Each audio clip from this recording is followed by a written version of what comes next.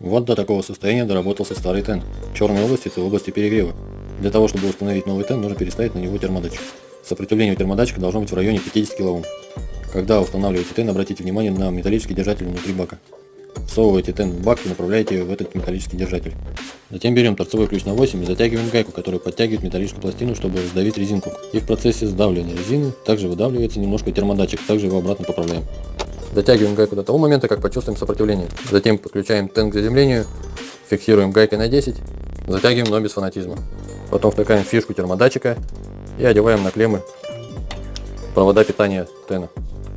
Затем включаем стиральную машину, проверяем, делаем набор пару раз воды и слив, для того, чтобы мусор тот, который остался после замены, ушел в канализацию.